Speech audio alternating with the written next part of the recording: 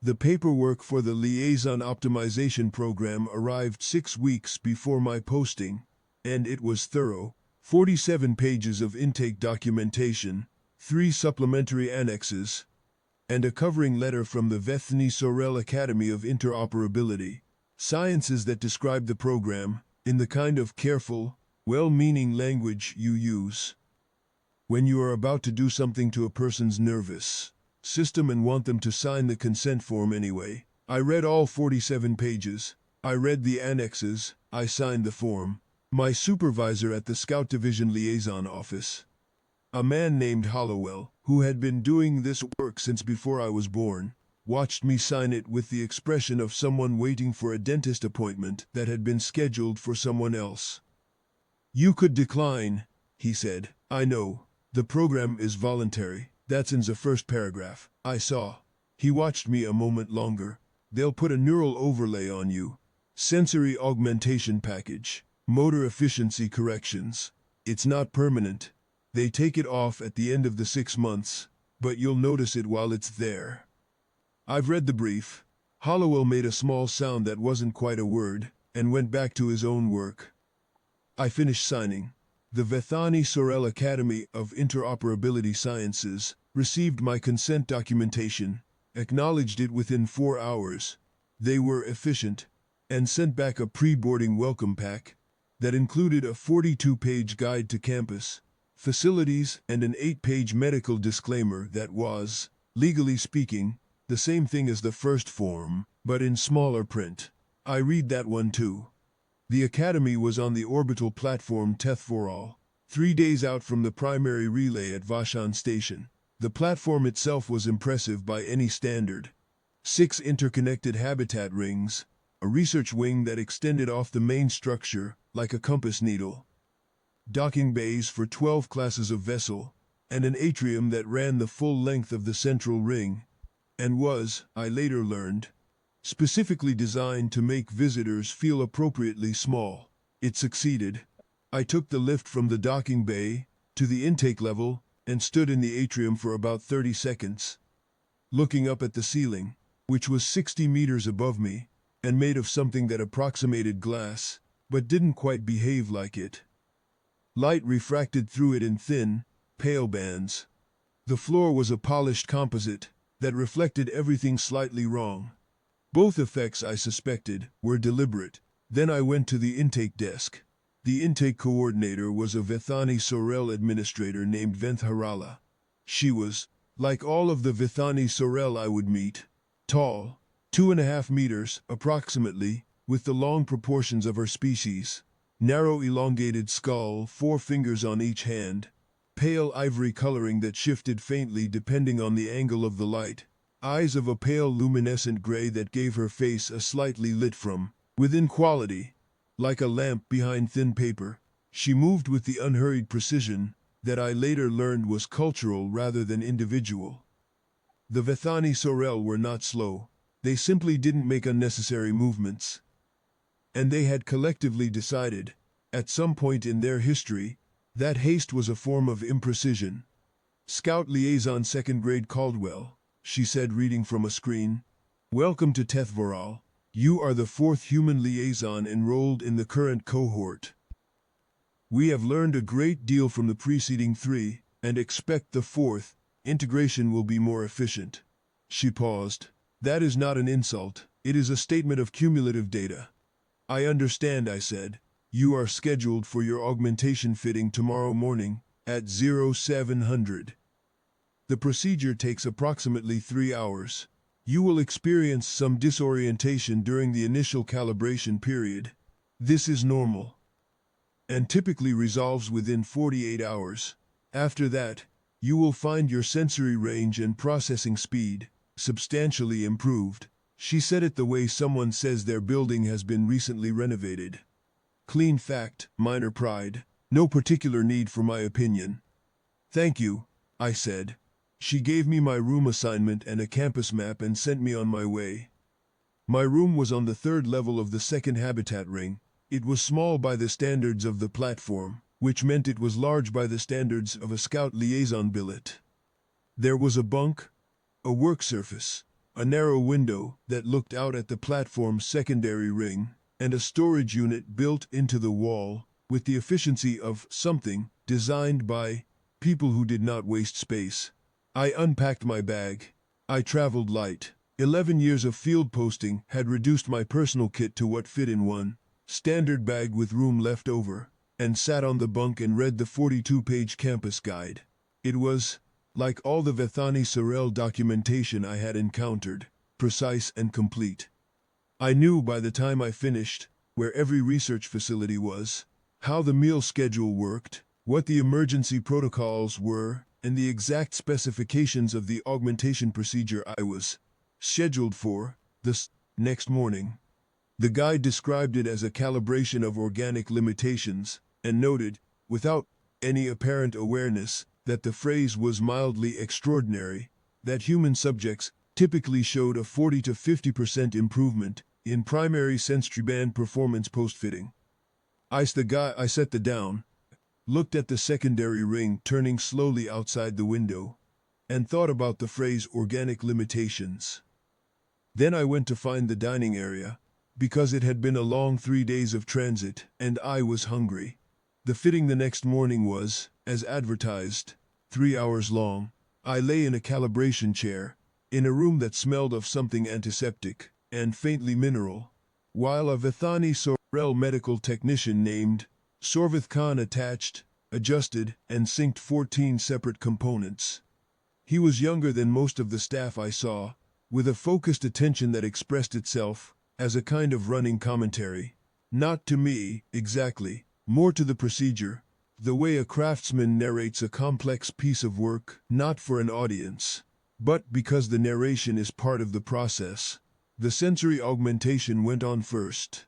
Small nodes at the jaw and temple that extended existing range, sharpened existing input. The motor calibration components were next, distributed across the larger joints and the back of the neck, calibrating physical response time and precision. The neural overlay went on last. It was a thin lattice that settles against the base of my skull, with a sensation I can only describe as pressure that didn't quite hurt, laid over a sound I could feel rather than hear, like a low tone just at the edge of perception. Not unpleasant, just present in a way that hadn't been present before. When it was done, Sorvith Khan ran a series of baseline checks. He had the professional warmth of someone who was good at what they did and knew it, and who found the work itself interesting enough that the people involved were a secondary pleasure, rather than a distraction from the main one. Sensory range is up 41% across primary bands, he said, reading from a display. Motor calibration is sitting at 94% integration. We'll fine-tune that over the first 2 weeks. Neural overlay is nominal. He looked at me with those pale luminescent eyes. How do you feel? I thought about it. The room looked the same. The overhead light was the same color it had been before. But the texture of everything had changed. Not dramatically. More like the difference between reading a map at one scale and reading it at a slightly larger one. The edges were sharper, the distances more precisely defined. Fine, I said. You may notice some residual behaviors from your unmodified baseline in the first few weeks. Instinctive responses that the overlay hasn't yet fully coordinated with. This is normal. They typically diminish as integration progresses. Typically?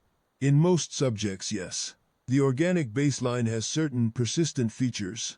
We work around them where they don't interfere, and address them where they do. He said it with the mild confidence of someone describing a standard part of a standard process. What does persistent mean, in practice? I asked. It means the behavior remains present at a low level, even after the overlay has been fully integrated. Not a problem, exactly. More a data point. He made a note in his file. We'll assess at week 2 and again at week 8. If the residual channels are still active at week 8, we may recommend a secondary calibration procedure. A deeper intervention that would bring the legacy behaviors into alignment with the overlay. Optional, at that stage. Just a consideration. He said it kindly. I noted the word choice and filed it. The cohort that year consisted of 14 liaison officers from 5 species. 4 of us were human. Myself, a liaison officer named Beres, who was from the Outer Rings posting, and had the specific competence of someone who had spent years doing difficult things without being thanked for it.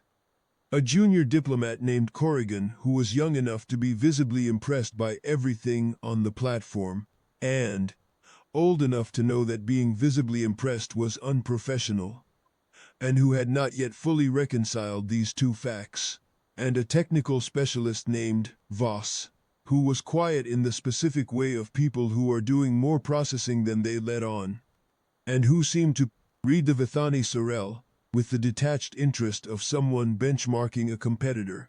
The other species in the cohort I will not attempt to describe with authority. They were not human, and I was working from limited cross-species reading and 3 days of proximity. But the broad picture was that we were 14 officers from 5 backgrounds, all augmented to roughly the same specification, all here to demonstrate that the Vithani Sorel modification package could make any organic intelligence a more capable operative, regardless of baseline. The lead evaluator for our cohort was Assessor Vayan Sorath. He was older than most of the staff I met. I estimated 60 of their years, though I was told later I was about 15 years short, and had the particular stillness of someone who has been assessing things for a very long time and has largely stopped being surprised by them. He was tall even by Vithani Sorel standards, the kind of height that in a human would read as imposing, but in a Vithani Sorel, combined with the unhurried manner and the pale luminescent coloring, read instead as simply inevitable.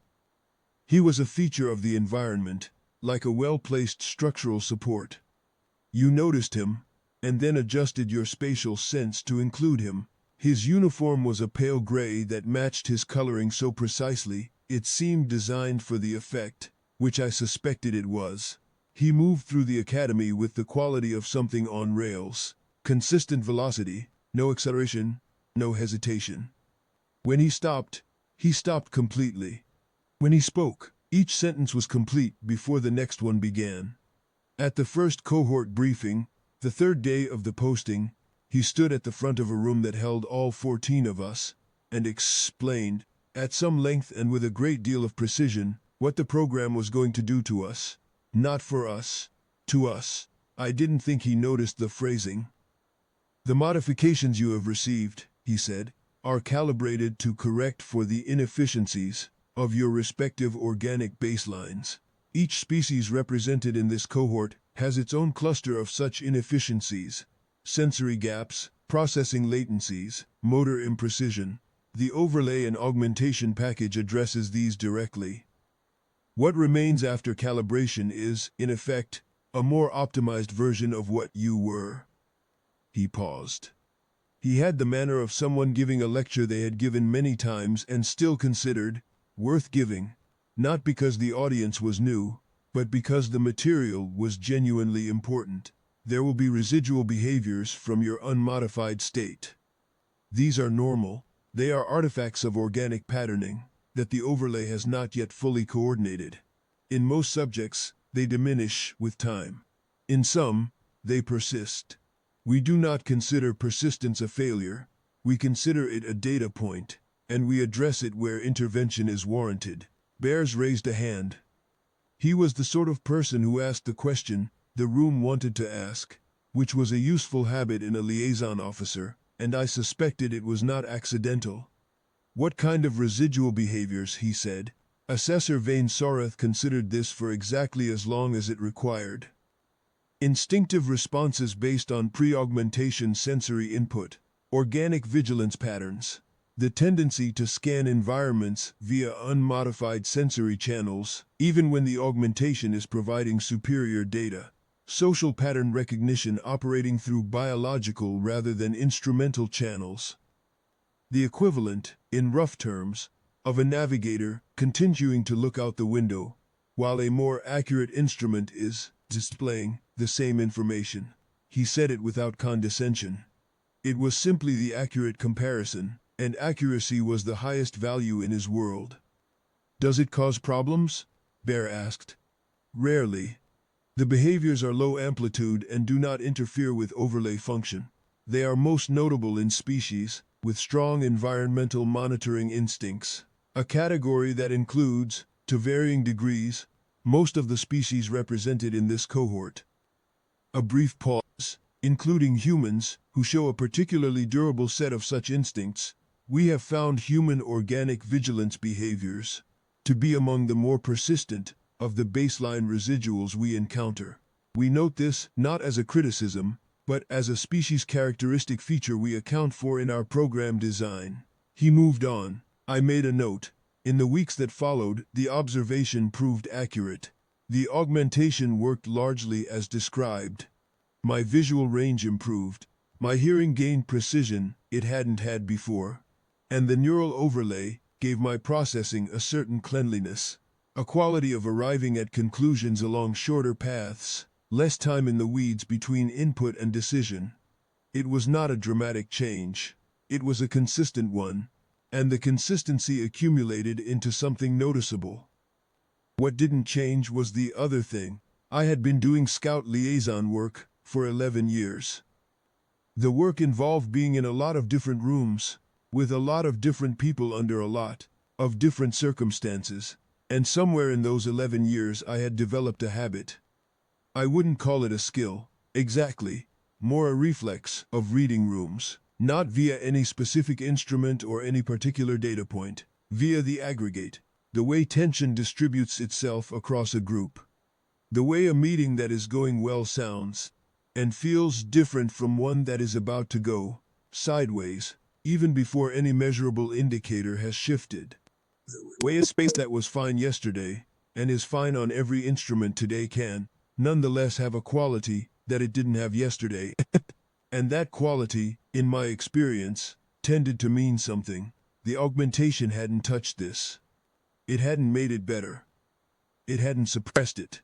It had installed a set of superior instruments alongside it. The way you might wire an excellent security system into a building without removing the old caretaker, who had been living in the basement for 11 years and knew every creak in the floor. Sorvath Khan noticed it at my 2-week calibration review. He reviewed my data with his characteristic focused attention, read the overlay output with the satisfaction of someone who had installed something well and was confirming it was running correctly, and then paused. Your sensory integration is coming along well, he said. Motor calibration is up to 97. We'll want 99 by week 4, but that's achievable. He made a small mark on his screen. I see you're still running the organic vigilance channels at near baseline rates. I'm not doing it deliberately, I said. We know. As I mentioned, some subjects retain these behaviors longer than others. It's not a problem. The overlay is working correctly. You're simply also doing this other thing in parallel. He made a note. It doesn't interfere with the augmentation. It's just present. Like background noise, I said. More like a second instrument measuring the same room, he said. A less precise one, but running. He set down his stylus. It's interesting, actually. The human baseline vigilance channels are among the most durable we see. There's a working theory in the research side that they operate on a slightly different substrate than the overlay. Not competing with it. Exactly, just parallel. We haven't mapped the mechanism fully. What does it do exactly? When it's running, he considered the question with the care he gave all questions. Pattern recognition primarily. Social and environmental. It processes ambient data, sounds, movement, behavioral microcues, at a low level continuously, and flags deviations from established baseline states. The instruments do this too, but via a different mechanism, and at a different resolution. The organic version has lower formal resolution, but processes certain categories of input that the instruments are not optimized to catch. He paused. In practice, it produces occasional false positives. Vigilance patterns evolved for contexts that don't map cleanly onto modern environments. And the real ones are indistinguishable from the false ones qualitatively. That's the issue. He picked up his stylus again. That's why the instruments are better.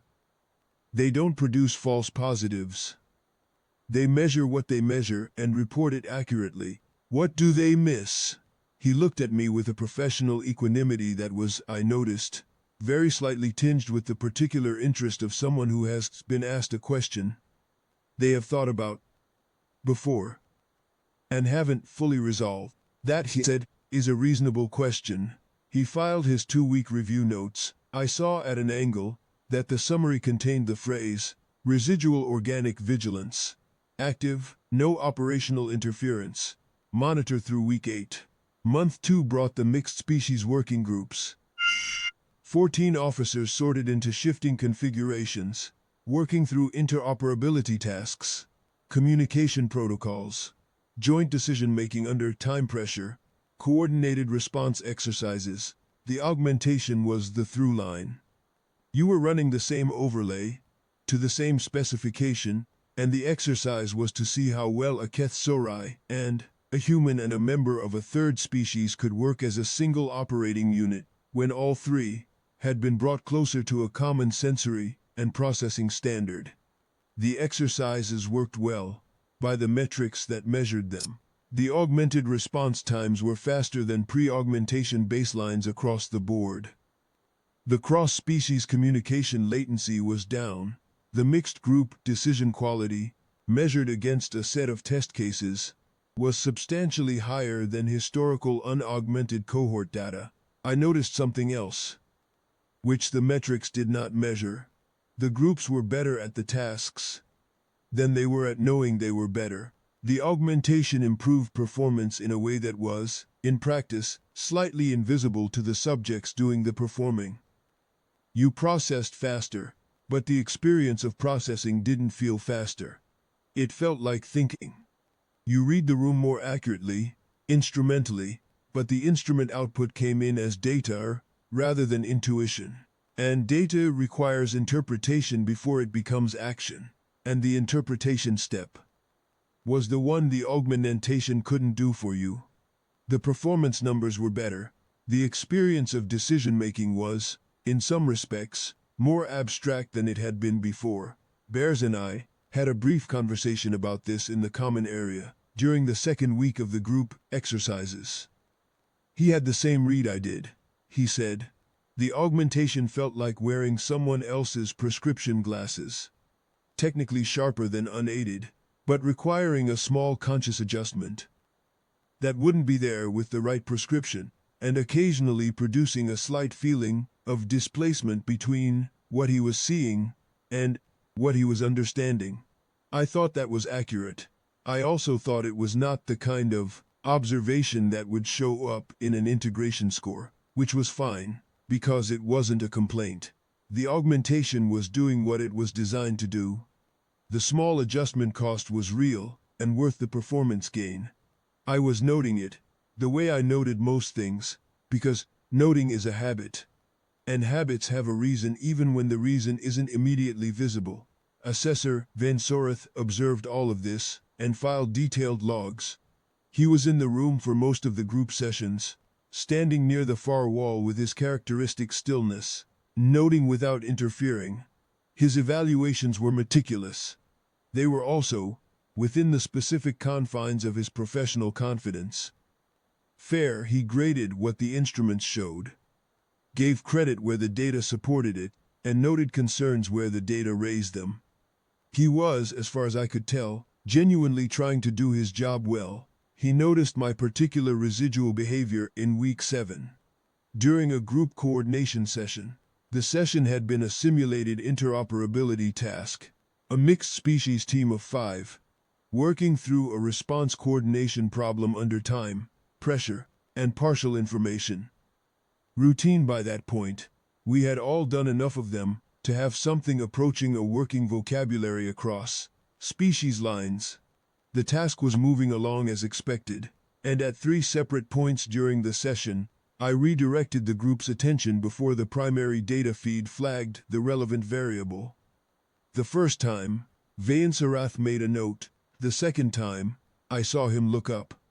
By the third time, he was watching me with the focused attention of someone who has moved from general observation to specific inquiry. Afterward, as the cohort was filing out, he stopped me. A question, he said, not phrased as a request, phrased as a statement of what was about to happen. I waited. 3 times during this session, he said. You redirected the group's attention before the primary data feed flagged the relevant variable. On each occasion, the variable your action addressed was subsequently confirmed by the instruments as significant. Your augmentation was reading nominal for all 3 events. No pre-trigger, no advance flag from the overlay. Yet you acted on something. What was it? I thought about how to describe it to someone whose professional formation was built entirely on measurable data.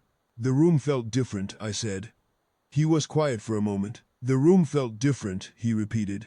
Not mockingly, more the way you repeat something when you are taking its coordinates before filing it. The energy changed, I said. Not measurably, just the way it distributes. The way people stop being comfortable and start being careful. Or stop being careful and start being confused. You can feel it before you can point to it. He looked at me for a long moment with those pale luminescent eyes. That is a very interesting description of a very imprecise process, he said. Yes, I said. 3 for 3 in tonight's session. Yes, I said again. He made a note. He did not say what he was thinking. Whatever it was going in the record. The Week 8 review with Sorveth Khan confirmed what the Week 2 review had predicted. The organic vigilance channels were still running at close to baseline, with no sign of the gradual diminishment he typically saw in subjects whose integration was progressing normally. He ran through the data, noted the overlay performance, which was genuinely good, and he said so. And then paused over the vigilance readings, the way someone pauses over a piece of furniture that is in the wrong place, but isn't causing any immediate problem. Still there, he said. Still there, I agreed. The overlay's not fighting it. They're just coexisting. He turned the screen slightly toward me, as he sometimes did when explaining something, though the notation on it was in Vethani Sorel standard. Structurally, this is unusual. Most subjects see the organic channels drift down as the overlay establishes its own processing routines. The brain, if you'll permit the simplification, tends to route through the more efficient path once it's available. You're still routing through both. Habit, I suggested, possibly, or architecture. He set the screen down. There's an addendum to your file from Assessor Vane Sorath. He's noted the vigilance behavior as a research interest, which means it's unlikely to cause any problems for your posting, but I do want to be transparent with you about where things stand medically. He folded his hands, a Vethani Sorel gesture I had come to read as a preface to something said with care. At week 8, in most subjects who still show this level of organic channel activity, we discuss a secondary suppression procedure. It's more involved than the initial fitting. A targeted intervention in the interface layer that would reduce the legacy channel activity to a level consistent with full integration. It's optional. We wouldn't recommend it during your active posting, but when you return, it might be worth considering. I looked at him. He met my gaze with professional equanimity. You want to turn off the window, I said. He paused. You said something similar at week 2. The painted shut window. You're saying the ventilation system is better, and you'd like to seal the window permanently. He considered this for a moment. The ventilation system is more reliable, he said carefully. What it gains in reliability, it loses in certain edge cases that the window might, theoretically, catch that the system does not. The academic question is whether those edge cases occur with sufficient frequency to justify retaining the window. He paused again. The current data suggests they do not, which is why we recommend the procedure. But I want to be clear that this is a recommendation, not a requirement. He filed the recommendation. Assessor Vane Sorath countersigned it the same afternoon, with a note of his own that I would read much later. Organic vigilance persistence. residual behavioral programming, unlikely to cause operational interference, mild curiosity value as a study subject, secondary suppression assessment recommended post-posting. 3 of 3 correct redirections noted in group session 14. Adding to ongoing, behavioral log. I went back to my room and sat by the window and read the recommendation in the brief summary. Sorvath Khan had sent me, and I set it down, and I went to dinner. The cohort through month 3 and into month 4 performed well. By the standard metrics, integration scores, overlay function, cross-species interoperability ratings, it was a strong cohort. Assess Vain Sorath had filed his mid-program report to the Academy Board around week 12, and one of the junior staff told me, with the specific looseness of someone who absolutely should not have said anything, but found the information too pleasant to contain, that the report had been well received. Strong cohort, clean numbers, the program doing exactly what the program was designed to do. I will say this, the Vethani Sorel were right about the augmentation. It worked, not as a metaphor or a general impression, but as a measurable, consistent improvement across every area it addressed. My sensory resolution was genuinely better. My processing was genuinely faster. The mixed species coordination exercises we ran in months 3 and 4 were more effective, by every metric, than anything the historical unaugmented data showed. The program was not arrogance pretending to be science. It was science, built on a long record of honest results. It just hadn't, in its decades of careful development, run into the specific gap that the current cohort was about to reveal. The first thing I noticed was during a session in week 11, routine coordinations exercise, standard mixed species configuration, the kind of thing we had done perhaps 15 times by then. 40 minutes in, my augmentation was reading clean. The overlay output was nominal. The session was proceeding on schedule. And something in the room was different. I sat with it for a while before I named it, because naming things too quickly produces the kind of overconfidence that makes you act on false positives. What I noticed first was the quality of the responses from the other modified officers.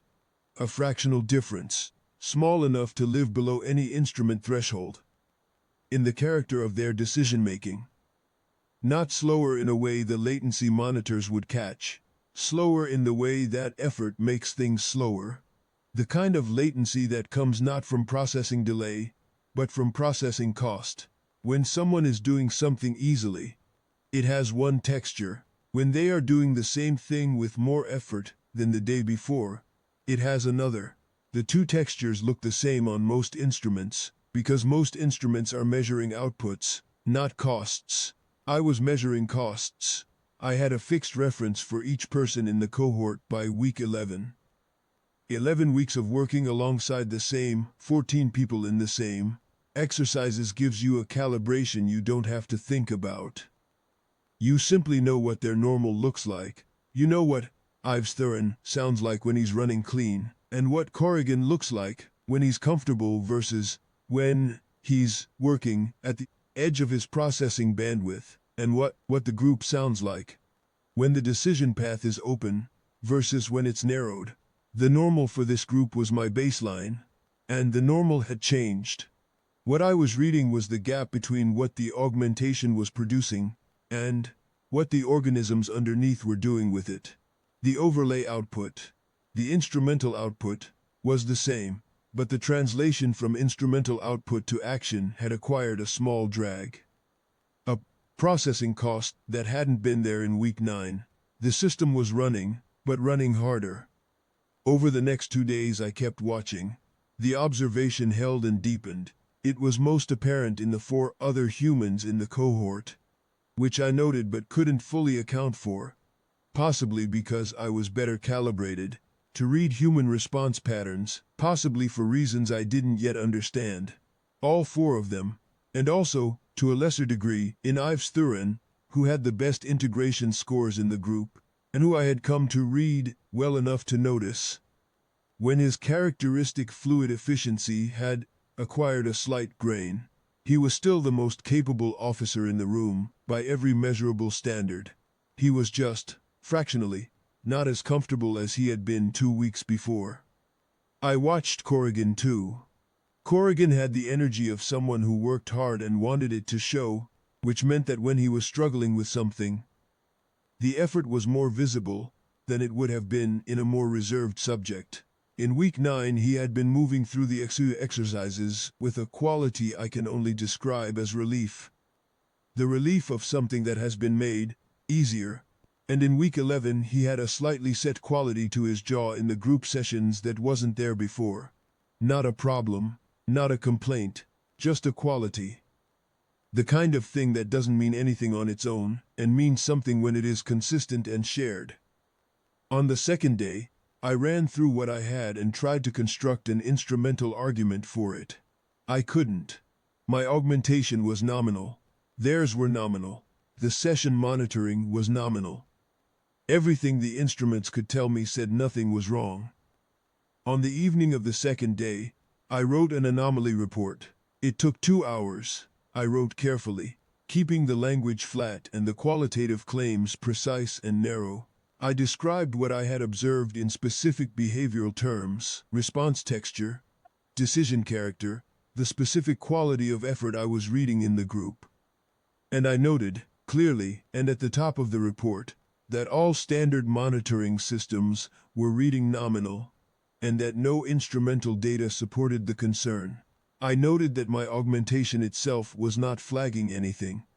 I noted that the observations I was logging were derived from what I described, using the Academy's own terminology, as unmodified baseline pattern recognition, the organic vigilance channels, the residual behavioral programming, the thing that Sorvith Khan and Vain Soreth had, both, in their different ways, recommended I eventually surrender.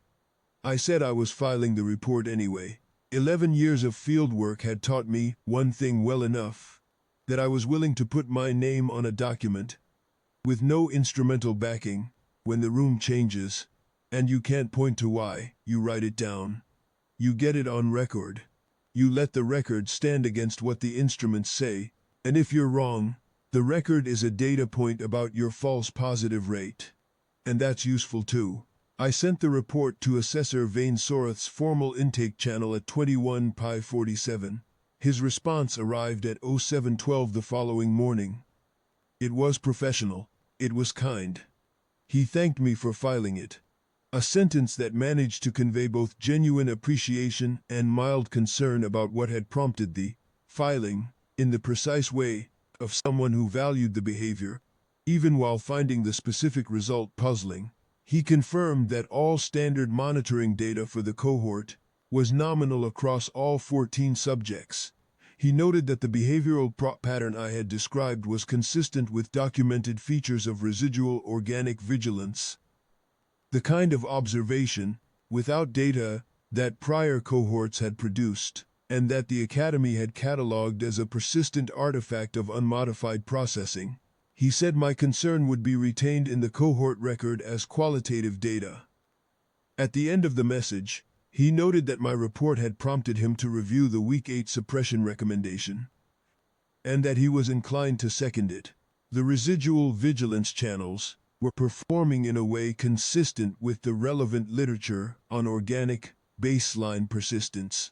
A secondary calibration procedure upon completion of my posting would likely improve my integration quality and bring the legacy channel cult activity to a level more consistent with the overlay's design parameters. He filed an amendment to the recommendation that afternoon. Sorvith Khan sent me a brief note acknowledging it and saying he looked forward to discussing the procedure at the end of posting review. He was not unkind. He genuinely thought it was the right next step. I received the notification. I read it. I set it aside. That was the morning of day 79. The cascade began at 04:23 station time on day 81. It started quietly, the way most equipment failures start. A distress signal from one subject, then a second, then a cluster. Ives Thuran was first, then one of the humans, then 3 more, in the following 20 minutes. scattered across the dormitory and the adjacent common areas. By 0530, all 14 augmented liaison officers in the cohort had been moved to the medical bay. I was not among them, which I will address in a moment. By 070, Sorvith Khan had the shape of it. A calibration drift in the organic-synthetic interface layer of the neural overlay, the coupling zone, between the overlay's primary processing lattice and the biological substrate of the host nervous system. The drift had been accumulating for between 12 and 15 days. It had not triggered any monitoring thresholds because the monitoring architecture was calibrated to the overlay's output channels. The interface layer, the zone where organic and synthetic met, was a region the pleasant monitoring instrument smoothed across rather than measured directly, because the data there was complex and variable, and the outputs of the overlay were a cleaner signal. The overlay had been reading clean because the overlay's outputs were clean. The interface layer, sitting between the overlay and the nervous system, had been quietly accumulating stress that the overlay's outputs did not reflect. The feedback cascade worked like this. The accumulated drift reached a threshold point, and the overlay's error correction routines triggered, attempting to compensate for the deviation. The compensation produced a response in the biological substrate. The substrate's response produced a counter signal in the overlay. The overlay's error correction responded to the counter signal. The cycle amplified. All 14 augmented officers went into acute neurological distress within a 2-hour window. 11 recovered within 6 hours of emergency shutdown of the overlay systems. 3 required more extended intervention. All 14 ultimately recovered fully. The medical summary I was given later was careful to note this. The reason I was not among them was administrative rather than biological. Sorvith Khan's Week 8 review had flagged my case for additional attention due to the suppression recommendation. And he had, in the course of that additional review, run an expanded interface layer diagnostic on my overlay. That was not part of the standard protocol. The expanded diagnostic had identified a minor drift in my own coupling, smaller than what the other 14 were carrying, but present, and had corrected it before it progressed. He had done this not because he suspected a systemic problem, but because my case was already in front of him for other reasons. The report noting this would describe it as an incidental finding, an unintended consequence of the suppression review workflow that happened to catch something the standard monitoring had missed. Sorvith Khan noted it in his incident documentation with the flat language of someone recording a fact and not certain how much weight to give it. The investigation took 9 days. It was conducted by a team from the Academy's Research and Safety Division, working from the Cascade event backward, through the monitoring records, the calibration logs, the interface layer data, and the cohort history. I was interviewed twice.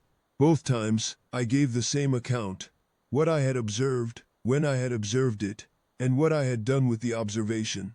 The findings document ran to considerable length. I received a 12-page summary. On page 3, the section on detection and early warning noted that standard monitoring systems had not flagged the interface drift at any point during its accumulation period. It laid out the architectural gap. The monitoring was designed around the overlay's outputs, and the drift occurred in the interface layer upstream of those outputs. A design assumption that the overlay's functioning was sufficient evidence of the interface layer's health had proved incorrect in this case.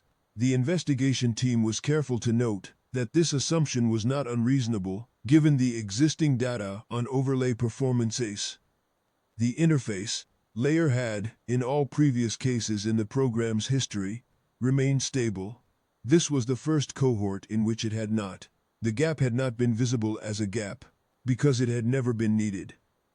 The findings document recommended a monitoring architecture revision, direct instrumentation of the interface layer, additional diagnostic protocols at the 4-week and 8-week review points, and a new alert threshold for response latency patterns across the cohort that the investigation team was currently working to formalize. All reasonable recommendations, and the kind that required knowing there was a problem before you could specify the solution. And it noted, in the second paragraph of that section, that an anomaly report had been filed on day 79 by assessment subject Caldwell, Scout Liaison 2nd Grade.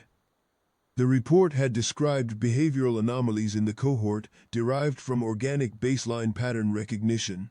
The investigation team had run the anomalous behavioral patterns. The report described against the subsequently established drift timeline, and found that the onset of the behavioral change I had reported mapped to a point approximately 12 to 13 days before the filing date, placing it within the early accumulation window of the interface drift at an accuracy variance of approximately 4%. On page 7, in the subsection headed Detection Mechanism Analysis, the document described the finding in the formal language it deserved. I have read the section a number of times, and I can reproduce its substance accurately. The finding was this: the sole pre-cascade detection event in the cohort record was derived from organic social vigilance pattern recognition, operating through unmodified, baseline channels in assessment subject Caldwell. The detection mechanism had no formal analog in the existing monitoring architecture. Its accuracy, when measured against the established cascade timeline, was consistent with meaningful, early warning capability. The investigation team recommended that the Academy establish a formal working group to investigate the operational value of unmodified baseline vigilance processing as a complement to augmentation-derived monitoring, with attention to human organic baseline parameters in particular, given the demonstrated durability and apparent sensitivity of those channels. Assessor Vane Sorath filed his own report 2 days after the summary was published. 4 pages, monitoring gap, protocol revisions, medical response procedures. On the last page, an addendum.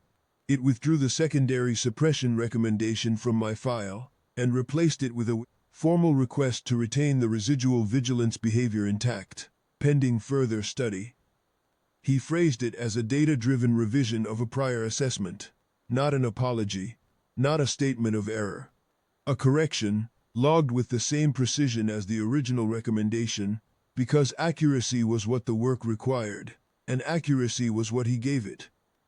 I received the notification of the amendment on a Tuesday morning, station time. I was in the common area off the research wing, at one of the long tables near the window that looked out at the platform's exterior. The secondary ring was visible, and beyond it the larger orbital infrastructure against the dark. Turning its slow and regular measure, I read the notification. I read Van Sorath's precise language, the careful construction of a recommendation for something he had recently recommended removing, the data, the variance figure, the formal request for further study of the thing that had been, 4 weeks earlier, scheduled for a targeted intervention. I set the notification down. There was a junior research assistant at the end of the table, going through her morning work with the characteristic, visceral stillness. She was not paying attention to me, and I was not paying attention to her, but I was aware of her the way you are, aware of everything in a room that your unmodified channels are running across. The room was quiet. Nothing was wrong in it. I noted this with the part of me that had been noting such things for 11 years, and had not been improved out of the habit, and I poured a second cup of the morning drink the Vithani Sorel served. It was not coffee, not quite, but it was warm and it tasted of something, which was enough, and I sat back and thought, briefly and without urgency, about what I wanted for lunch. The 3 follow-up assessments came over the next month. The first was with Sorvith Khan, who ran a series of controlled pattern recognition trials over 2 weeks, and produced a paper that I was told, later, had been received well in the relevant research community. He was interested in mechanism, where the processing happened, what inputs it was responding to, whether it could be described in terms that would allow the monitoring architecture to replicate it. I answered the questions I could answer, and told him honestly that I couldn't answer the rest. The trials themselves were interesting, in the way that having a thing you do without thinking described back to you in precise technical language is interesting. He ran me through controlled versions of the situations I had navigated in the group sessions. Rooms with introduced variables, groups of people performing tasks, with and without embedded perturbations, environmental conditions changed by small degrees, and in ways designed to test whether the organic vigilance channels could be shown to respond to specific inputs. Some of it was illuminating. Some of it confirmed that the mechanism I was running didn't respond to specific inputs so much as to integrated deviations from established normal states, which was harder to reproduce in a controlled setting, but made a certain amount of sense once you thought about it. You can't fake 11 weeks of baseline calibration in a trial setting. He noted this in his paper, I was told. He said, at the end of the final session, that the difficulty of controlled replication was itself interesting, and that it suggested the mechanism was dependent on prior relationship in a way the overlay's instrumental processing was not. I said I thought that was probably right. He made a note of it. The second was with a behavioral researcher named Torvin Hallis, who wanted to understand the phenomenology. What the experience of the vigilance channel processing was like from the inside, how it differed from the augmentation's instrumental outputs, whether I could describe the quality of the information it produced. I tried. She found my descriptions insufficiently precise, which I understood and couldn't resolve. I told her I had been doing it for 11 years, and the honest answer was, you learn to feel when a room has changed, and the feeling is not a thought, it is a prior to a thought, and explaining it is like explaining how you know your own name. It is simply there. She wrote all of this down with an expression that suggested she found the answer both accurate and deeply unsatisfying. At the end of the last session, she asked if the experience was different with the augmentation, in versus out. Whether the overlay's presence changed how the organic channels ran, or what they produced. I thought a bit about it. The overlay makes the data cleaner, I said. It gives you sharper inputs to work from. But the ARGA channels seem to run on something below the quality of the inputs. They're not reading the data, exactly. They're reading the shape of it. The overlay doesn't change the shape. She wrote that down too. I don't know if it ended up in the paper. The third was with Assessor Vin Sorath himself. He asked me to describe, as precisely as I could, what I had observed in the 11 days before filing the report. I gave him the same account I had written, the response texture, the effort quality, the specific way it felt to be in a room, with 14 people who had been moving smoothly, and were now, fractionally, working harder than they had been. He listened with his full attention, which was the same whether he was agreeing with you or revising his assessment of you. When I finished, he was quiet for a moment. You were confident in the observation, he said, confident enough to file a report with no instrumental backing, I said, and when my response came back nominal, when the data showed nothing to support the concern, did you reconsider? No, I said. He was quiet again. Outside his office window, the platform moved against the dark in its regular way. Whatever he was looking at, it wasn't the window. Why not? He said. Because the room was still wrong, I said. The instrument said nominal. Your assessment was reasonable, given what the instrument said, but the room hadn't changed back. Whatever I was reading, it was still there. Instruments saying. Nominal doesn't mean the room has changed. It means the instruments are nominal. He made a note. He had made a great many notes about me in the preceding months. The earlier ones had been about a feature to be eventually corrected. The later ones were about a mechanism to be understood. He thanked me for my time and I left. The posting ended in week 24, as scheduled. The overlay removal took 90 minutes. Half the time of the fitting, run with the same professional care, Sorvith Khan walked me through the process, removed the components in the reverse order they had been installed, ran a final baseline check, he said. The interface had been clean throughout, and the removal was straightforward, he said it, with the particular satisfaction of a good piece of work completed, which I thought was the right way to feel about it. When it was done and he had left, I sat in the calibration chair for a few minutes. The room looked normal, sounded normal, the sharp-edged quality of the augmented sensory feed was gone. I hadn't realized quite how consistently present it had been until it wasn't there. The room felt like a room. The organic channels ran their quiet inventory and reported nothing unusual and moved on. I noted this and went to collect my things.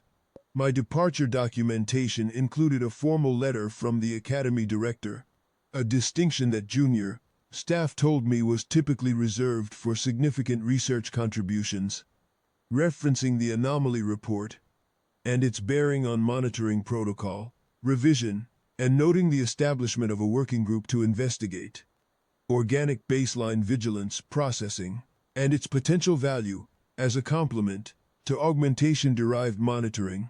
The letter was 2 pages. It was precise and gracious and managed to convey, across those 2 pages, a considered and genuine acknowledgement that something had been missed, and that the thing which had caught it was worth understanding. Assessor Vane Soreth had written a 1-line addition at the bottom. In his precise notation, "The Academy thanks Scout Liaison, 2nd grade Caldwell for her contribution, and expresses its considered view that her observational instincts should remain undisturbed." 1 line, not an apology, not a declaration, a considered view, offered in the same register as all his other considered views, unhurried, precise, without surplus emotion. It was, I thought, exactly what he would have written, and it was enough. I read it, folded it, put it in my bag, and went to catch the shuttle. Hollowell messaged me while I was waiting at the departure bay. He had, in the 6 months of my posting, sent me 5 messages, all professional, all brief, all delivering information efficiently and without surplus. This one was the same. He wrote, "Heard the posting went fine." I wrote back, "Mostly fine." Some notable moments, he wrote, "The report crossed our desk. Nice work." I noted the phrasing. The report was the anomaly report. 11 years of field habit, 1 filing with no instrumental backing, and a 4% variance when the numbers came in.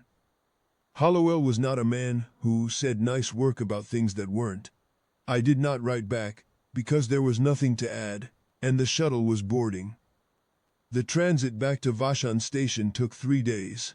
I found a window seat on the shuttle, and watched the platform fall away behind us.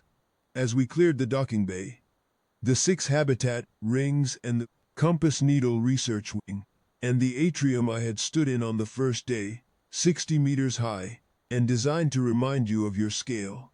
It had done its job. I had left, 6 months later, slightly recalibrated as to what that scale meant. I wrote through most of the first day, finished most of what needed finishing, and spent the second afternoon reading the Academy's preliminary paper on organic baseline vigilance processing. It was precise and carefully hedged and slightly dry, which was reasonable given who had written it. It described what I did in language that was technically accurate and complete enough to convey the shape of the mechanism. It did not capture what it felt like to walk into a room and know something had changed. But that was not what the paper was for. The paper was for the part that could be described. The part that couldn't be described was still there, doing what it did, not requiring a paper. The question Vane Soreth had asked kept returning. When the data was nominal, when the professional assessment said nothing to worry about, when the qualified expert with better instruments had reviewed the situation and filed a benign finding, did you reconsider? No, because the room was still wrong. I had thought about how to explain this more than once, to Sorvith Khan and Torvin Hallis and Vane Soreth, and the closest I could get was this. The instruments and the organic vigilance channels are not measuring the same thing, even when they appear to be aimed at the same room. The instruments measure what they are designed to measure, with the precision they were designed to achieve, and they report accurately on what falls within their design. The organic channels have no design. They run continuously on everything, with no specified scope, looking for the difference between yesterday and today. In whatever form that difference takes, they are, in the formal sense, imprecise. They produce false positives. They cannot tell you what is wrong, only that something is, and they cannot explain their reasoning, only insist. The instruments are better in all the ways that can be measured. The thing they miss is the thing that can't be measured. And occasionally, the thing that can't be measured is the only warning you get. I thought about the Bethany Sorrell's 47-page intake document, and the 3 supplementary annexes, and the precise careful language of the covering letter. I thought about Sorveth Khan, describing the organic vigilance channels as a second instrument measuring the same room, with lower precision. I thought about Visorith, countersigning the suppression recommendation, with the mild curiosity of someone who finds a thing interesting enough to note, but not interesting enough to keep. All of it reasonable, all of it based on a very long record of being right. The program had run for decades. The gap in the monitoring had never been needed before. The organic vigilance persistence had been in every previous cohort, a feature that diminished on its own, or was resolved without consequence. They had not been wrong because they were careless. They had been wrong because the data they had did not include this case. That is a different thing from being careless. It is worth being precise about the difference. Vashan Station came up on the window on the 3rd day, large and lit and unmistakable. The shuttle docked and I transferred to the transit that Hollowell's division had waiting, efficient as always, and found my berth and put my bag down. There was a small porthole. Through it, a slice of the station's exterior ring, and beyond it the kind of open space that the instruments, at this range, read as nominal. No threats, no anomalies, nothing to flag. I watched it anyway, for a while, with the part of me that was still running its quiet inventory, the way it always had. Nothing was wrong. I filed this in the usual place internally, without ceremony, the way you file things that are important, precisely because they require no ceremony. And then I went to sleep.